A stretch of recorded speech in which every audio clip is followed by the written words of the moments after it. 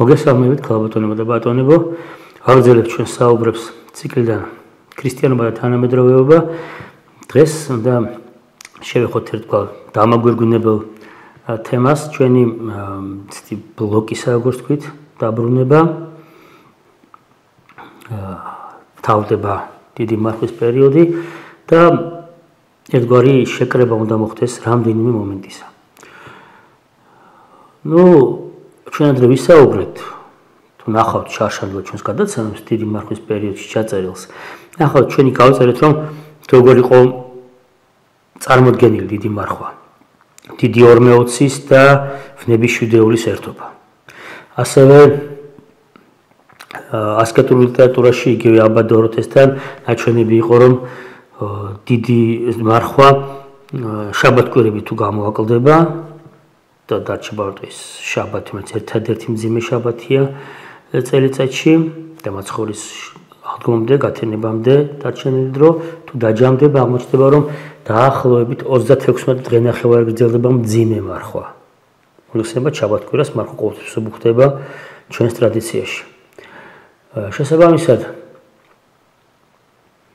36 დღენახევარი 1/10 წლისა და მანამდე თვლიდნენ, რომ აი ეს შესაძლებელია, თუ კი ყოველწლიურად უნდა შეეწერა ადამიანს რჯულის მიხედვით 1/10 თავისი ქონებისა, მონაგებისა, მოსავლისა, ჩვენ ქრისტიანები უნდა ვწირავდეთ ჩვენი ცხოვრების 1/10-ს, თუ კი ყოველი წლის 1/10-ს.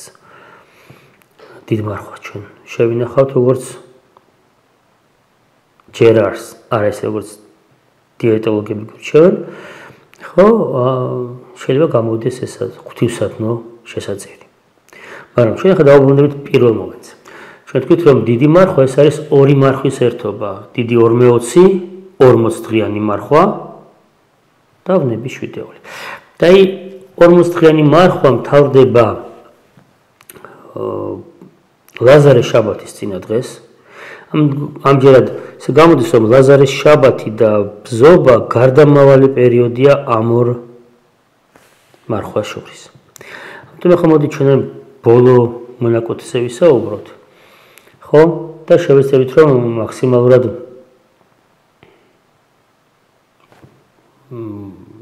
შემოკლებულად ვთქვათ.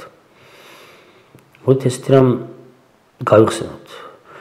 თუმცა მაცხოვარმა ლაზარე აღადგინა ბევრად უფრო ადრე, ვიდრე ეკლესია აღნიშნავს, ჩვენ გვისაუბრი ამაზე, საეკლესიო კალენდარი სიმბოლურია და ყოველთვის იყო სიმბოლური და იქნება სიმბოლური. 51 კვირა არის გადანაწილებული სიმბოლურად, მარტო ერთი კვირა არის ხოლმე, ზედმიწევნითი.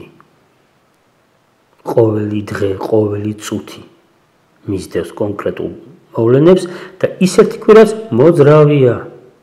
ანუ სიმბოლურობის პრინციპი, კონცეფცია არ ირღვევა არასდროს, მაგრამ სხვადასხვა სახით ვლინდება ის წლის განმავლობაში სხვადასხვა კვირაში.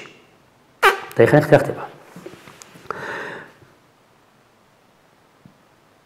ლაზარეს აღდგინება მოხდა უფრო ადრე, ვიდრე ბზობის წინადრე იყო, მაგრამ ეკლესია აღნიშნავს სწორედ ამ დღეს, იმიტომ რომ ამ დღეს სახარების საკითხავით თუ ნახავთ, მაცხოვარი მოსულია ბეთანიაში, სტუმრობს ამათ, ლაზარე მასთან თანამე ინახია, შეკრებილები არიან იქ და ამ თემას, ლაზარესთან ერთად ტრაპეზობის თემას, ეკლესია უკავშირებს იმ აღდგინებასაც ლაზარესი და აი დღეს მოგეხსენებათ, ეკლესიაში არის, ხო?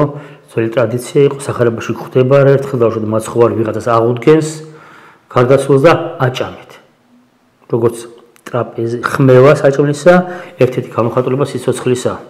ხო, ეს რომ ლაზარე ცოცხალია, დაცულით რომ ზის იქ მაბატეთ, ინახით წევს, ჭამს. და აი მოდით ნახოთ რა ხდება. გავიხსენოთ რა არის ლაზარეს აღდგინების ამბავში. არის ძალიან მნიშვნელოვანი მომენტი. მართაც და მარიამიც ერთადერთი ფრაზით იწყებენ უფალთან საუბარს. შენ რომ აქ ყოფილიყავი, არ მოკვდებოდა ჩემი ძმა.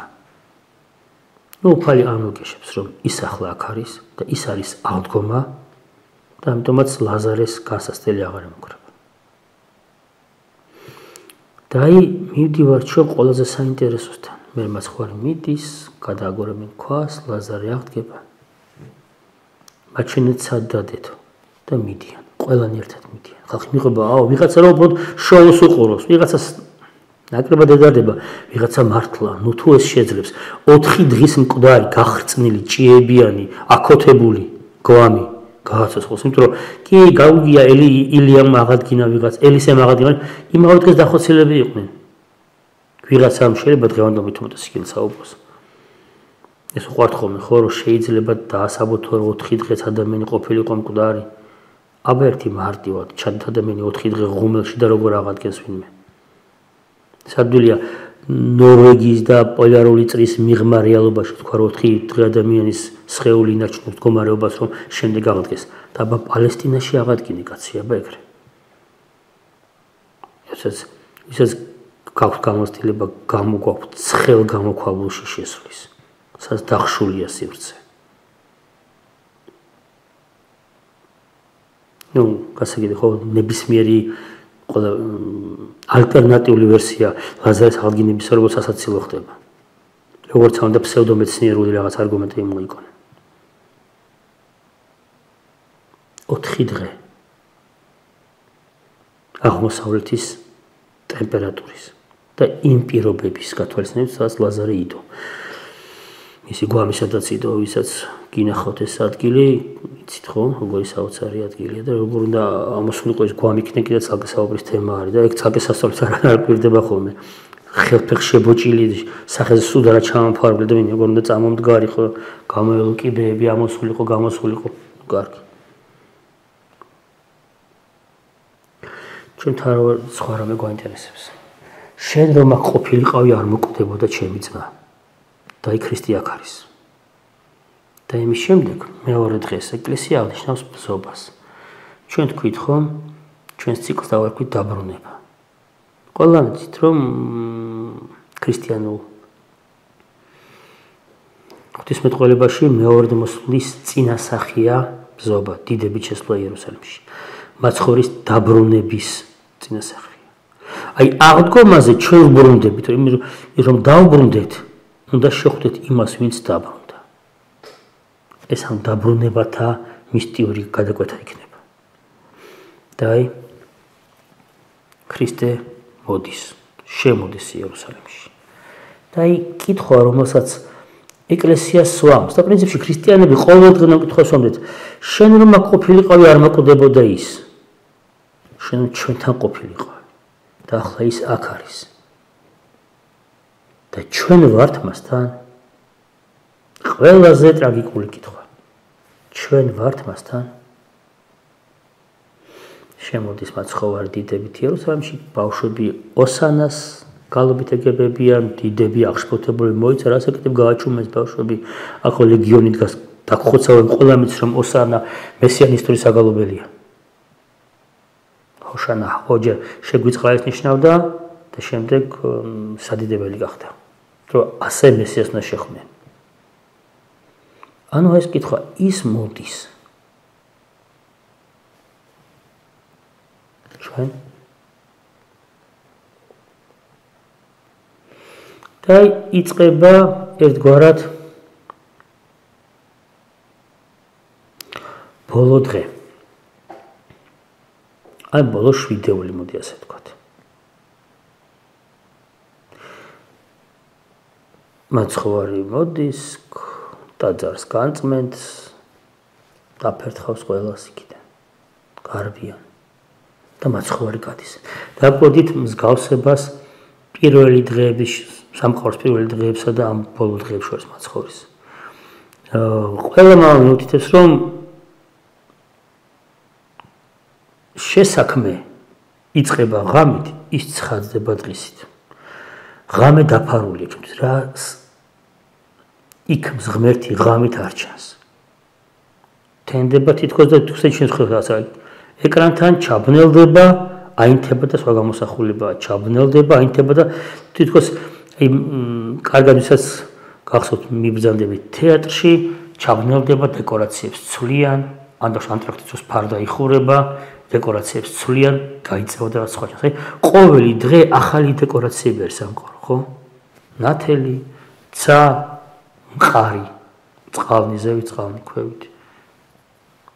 ხმელეთი, მცენარეები, ნათობები და ესე ყოველი ამ ფარდის ჩამოწევის, ღამის ფარდის ჩამოწოლის შემდეგ რაღაცა ახალი ხდება სამყაროში. და იმ მაცხოვარი ყოველ ღამე გადის იერუსალიმიდან. ყოველ ღამე გადის მაცხოვარი იერუსალიმიდან. ამიტომაც ის ტიპები ისაც დაჭერას რომ მაცხოვარისა ვერ ხვდებიან სად გამოიჭირონ. მთელი დღე ქალაქშია ძალიან ბევრი ადამიანი ახლავს. ღამით სად იქნება არ იციან. ამიტომ სჭირდებათ ვიღაცა შიდა გარემოცვიდან რომ იმათქოს სად იქნება კონკრეტულად იესო ღამით. იუდა ამიტომ ჭირდებათ, ხო? იუდა იცის სად იქნება ღამით, თვითონ 12 უახლოეს მოსაფეშია. და იუდა მეგეთო სად იქნება ის და მიყავს გეციმანიაში მე. ამ თემასთან კიდე ცალკე მივხვდით ჩვენ. და აი პირველი რაც ხდება ტაძრის გაწმენდა. მოდით დავიწყოთ რა. ორშაბათის დილით დავიწყოთ, მოდით, როდესაც მაცხოვარი მოდის და დაინახა ლეღვი დაფარული ფოთლებით. ეს ისტორია ყველა მის ლეგვის გახმობის, მაგრამ საინტერესოა, აი ეს ცნობილი ის, ხო, რომ ეს ლეღვი ფოთლები დაფარული იყო, მასზე ნაყოფი არ იყო. თითქოს და ყველა მის აღმოსავლურად როგორც აღმოსავლეთ შეგარ ხდება, ჯერ ის ყვავილს რო ვეძახით ჩვენ, ნიშანი გამოდის ლეღვისა, შემდეგ გამოდის ფოთლები, ну თუ ფოთლები აქვს, ის ყველა ვარიანტი უკონ იყოს გამოსული. ის ნაკლები გემოვახ, მაგრამ ну მაცხოვარი კაპრიზული მჭამელი არ არის. მზად არის ნაყოფად ჩათვალოს ის ყვავილი მხოლოდ ნიშანი სიმწიფისა. და მაცხოვარი მოდის არაფერი არის. აი ეს ლეღვით, ფოთლებით შემოსილება უნაყოფობის შეფუთვის მსვლელობა ყოფილა. გასაგები ეგრევე ალუზია ადამიანთან. მათი ცოდვით დაცემა და შეფუთული იქნას ლეგვის ფოთლებით. მაგრამ მაცხოვარი აგრძელებს თემას. ეკლესიაში კარგად გაკეთებული ორშაბათს იკითხება წმინდა მართალი იოსების ამბავი. იაკობის ძისა, მამამთავრისა. როდესაც ეგვიპტეში მონად არის საყვანილი, ძმებმა გაყიდეს, სულ მოდის ალუზიები, ხო? წინასახები მაცხოვრისა და მაცხოვრის ცხოვრება. იქ რა ხდება, ძმებმა შურით გაყიდეს, 20 ვერცხლიანს, მე ინფლაცია განიცადა ამ ყველაფერმა და ამ 16 საუკუნეში კიდევ 10 ვერცხლით გაიზარდა ადამიანის ფასი და მაცხოვარს 30 ვერცხლად ყიდიან. ხო? და ეს თემა, ეს მონად გაყიდული იქ როცა მოინდომებს დედაკაცი იმ ფოტიფერაის პეტეფრე პერსონალ თარგმანში, ხო? ცოლი რომ ასწნოს ეს და იოსები გამორბის მისგან შიშველი. და იმ მამების საინტერესოა ადამის შემოსილება და იოსების შიშველი. ადამის შიშველი როცა იყო გრძნობს, რომ ეს ცოდვილი მდგომარეობა და სურს ეს არ იყოს, მაგრამ კი არ გამოასწორებს რამეს. უბრალოდ დაფარავს. აიფარებს და მორჩა. ანუ ადამის შიშველი და იოსების შიშველი სხვადასხვა შიშველია. და ადამიანის შემოსილება და ლეგვის შემოსილება ერთი იგივე შემოსილება. სხვადასხვა ქრისტიანულ ხელოვნებაში, არ მარტო აღმოსავლეთში, დასავლეთშიც იოსები ყოველთვის შემოსილი გამოისახება ხოლმე ამ დროს. იმიტომ რომ თუმცა ის გარეგნულად შიშველი იყო, ვიზუალურად, ფიზიკურად ის არ იყო შიშველი. ის ცოდვის მდგომარეობაში არ იყო. ეს ძალიან მნიშვნელოვანი რამ არის. და ამავე დღეს მოყვება მე მაცხოვარი იგავს ბოროტნო ვენახეებზე. იქაც როგორ აკეთებს, იღებს ესაა წინასწარმეტყველის მეხუთე თავის პირველ მუხლებს, ხო? იწყებ, რანაცნობი ამავე ყველა ვიცი ჩვენ. მიდი მოყევი და ბახ. როგორ მანამდე მოსწონთ ფარისევლებს ეს იესოს მონაყოლი ამბავი, იმიტომ რომ ყველა მიცის იქ ფინალში რა ხდება, იქ ვენახი აღმოჩნდა უვარგისი. ვენახი რო ხალხის სიმბოლოა, ყველა მიცოდა, მაშინ ყველა მიცოდა. ამიტომაც, ახლა ეს ხმეს ფარისევლები წერს, კი მიდი ილო პარკში ნახავაზე, მიდი მოყევი, როგორ ცუდებენ ეს ებრაელები არ გვიჯერებენ ჩვენ ეს ხალხი არ და უცებ მაცხოვარი ცვლის კონცეფციას. მე ვენახეების ბრალია. ვისაც ჩააბარა ღმერთმა, აი ეს ერი იმათი ბრალია. ეს უკვე არავის აღარ მოეწონება. ამ ახაც იგივეა გარეგნული კეთილი იერი, კეთილშობილური იერი და შინაგანის ხრწნა და მაცხოვარი გადის იერუსალიმიდან. და მაცხოვარი ბრუნდება იერუსალიმში სამშაბათს. იქ ჰეროდიანებს, ფარისევლებს, მწიგნობრებს, სადუკეებს ყოველას ამხელს ამარცხებს დისპუტში და მერყება იგავსად ქალწულზე. და აი ესე ის თემა. იქ უმანკოება, ქალწულება, იოსების სათნოება იყო, მაგრამ არ დავიჯეროთ, რომ ეს ლიტონი ფიზიოლოგიური ქალწულება არის თვითკმარი. ის რომ ამ ადამიანს არ აქვს ინტიმური ურთიერთობის გამოცდილება, კმარო ადამიანი კარგი ადამიანი იყოს და წმინდანი იყოს. არა. გაიხსენეთ იქ ქალწულები 10 არიან და მიეძინა ყველას სიძის მოლოდინში. ყველა ერთად მდგომარეობაში აქვს, ყველას მიეძინა, მაგრამ აი მერე აღმოჩნდა. ეს ქალწულება მათი არის თუ არა კიდევ იმ ზეთით, რომელიც არის კეთილი საქმეები. თურმე და რა ხდება? აი გამოსახულება, სადაც ნაჩვენებია, რომ შესამოსლითაც განსხვავდებიან ქალწულები, რომლებიც შედიან, ბრძენი ქალწულები, რომლებიც შედიან ქორწილში ძესთან ერთად და ქალწულები, ვინც გარეთ არიან დარჩენილნი, მათ განსხვავებული სამოსი აცვიათ. ისევ შემოსილება, როგორც შინაგანი მდგომარეობის ასახვა. და შემდეგ მაცხოვარი კვლავ გადის, კვლავ ბრუნდება და რას ხვდებით ჩვენ? რომელი გავს ხვდებით ჩვენ? რომელი თემა ვითარდება მაბატი, რომელი თემა ვითარდება? ვითარდება თემა ქორწილზე მოწვეულების, სადაც ვიღაცას შესამოსელი არ აცვია შესაბამისი და განიგდება. ანუ ეს თემა უმანკოებისა და შემოსილების თემა. შემოსილება ღმერთ შემოსილებაა, თუ ღმერთისგან ცოდვის დამალვის მიზნით მოფიქრებული შემოსილება არის. უმანკოება სათნოება არის, თუ უბრალოდ ლიტონი ფიზიოლოგიური მდგომარეობა არის. დასთავარია, ნელ-ნელა ყოველი დღე ბოლო შვიდეულისა სარკულად იწყებს არეკლას იმ დღეების, სამყარო შესაქმის დღეების. და აი მოვა პარასკევი. პარასკევის გასაგებია.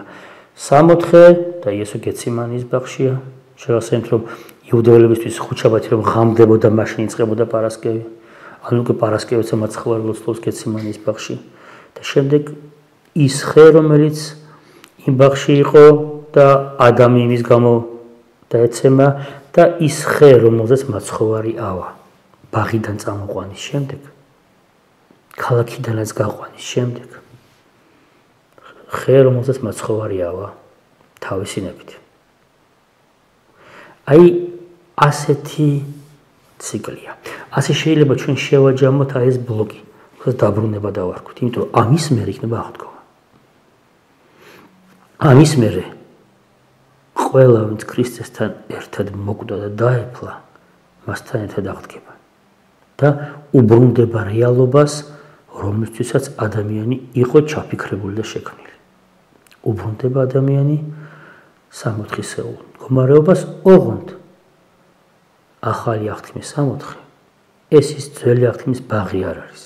ამიტომ თქვი ჩვენ წინა გადაცემაში, კი არა და პირველ გადაცემებში, აქუნდეს და უმეტესი აქუნდეს. ეს დაბრუნება არ არის იმავე მდგომარეობაში, რომელშიც ვიყავდით, მას დავკარგეთ, არა, ეს დაბრუნება საფეხურით უფრო მაღლა. ამიტომ ეს დაბრუნება ყველაზე ძვირფასი დაბრუნება არის. და რამდენადაც უფრო ადეკვატური ადამიანი ამ დაბრუნების მიმართ, მით უფრო გასაგები ხდება აზრი აქვს თუ არა ამ ადამიანის ქრისტიანულ ცხოვრებას. კეთილი. ამჯერად ვფიქრობთ, რომ ამით დავასრულებთ, მთავრდება ჩვენი ბლოკიც, მთავრდება დიდი მარხვის პერიოდიც. ერთმანეთს შევხვდებით ქრისტეს აღდგომით გაბწყინებულ ახალ დღეს. კეთილი, გემშვიდობებით, მომავალ შეხვედრამდე.